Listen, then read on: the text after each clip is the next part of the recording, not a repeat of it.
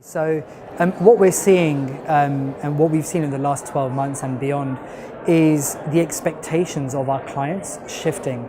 And what I mean by that is as we start to consume a lot more services as people, as end users and clients on our mobile phone in the form of apps, etc., our expectations on how we consume other services also shift. A great example of this is when you look at retailers. Not only are they now investing heavily in mobile responsive designs for their websites, but they're also investing a lot of money and time into developing apps which allow people to shop really easily via clicking on an application rather than having to log into a computer. And with that comes an expectation shift from the end user or client. The client now who's shopping, via an app, sending money abroad via an application and managing their finances via an app also have those same expectations with all other services that they're consuming.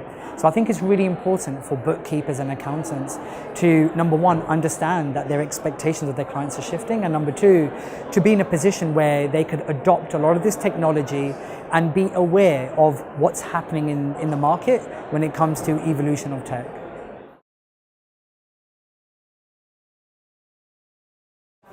That's an amazing question, because I remember when I was studying at BPP for my ACCA, about 6 years ago, a lot of my friends at the time who have now got their PER done, and they're actually moving towards gaining their own practice certificate so they could set up their own firms in practice. And I think what we're seeing now more than ever before is some of those barriers to entry have totally either reduced significantly or been removed. Traditionally, if you were wanting to start off as an accountant, you would have to buy some sort of accounting software, which would have cost you anywhere £500 and beyond. And we still see that nowadays with some practice management solutions, which cost tens of thousands of pounds just to implement with all the different modules involved. What we're seeing now in the industry is software such as QuickBooks Online, which is really affordable for accountants. And one of our philosophies that we've got at Intuit is it doesn't matter if you've got one client or 1,000 clients, we're going to charge you the same amount accordingly. So we have our QuickBooks software, which starts at $4.99 a month, which you can handle VAT and do so many other things in. But that same price is applicable, doesn't matter, regardless of the size of your business. In addition to that, software such as TaxFiler, which we integrate with in QuickBooks, has basically disrupted in certain ways the whole year-end type of the year-end softwares that exist. So with TaxFiler, which starts off at £10 a month, or if you get the £15 a month SKU, you can have unlimited CT600 filings or your self-assessments, but you could also do statutory accounts as well. So now a modern-day accountant or bookkeeper can adopt cloud bookkeeping software and attach something like TaxFiler on top.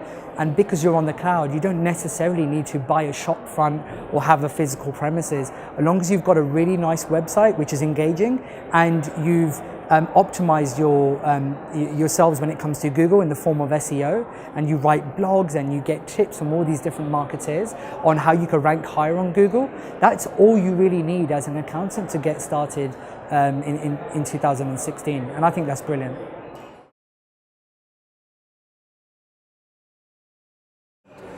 Yeah, so what I would do personally is focus first of all on marketing and sales.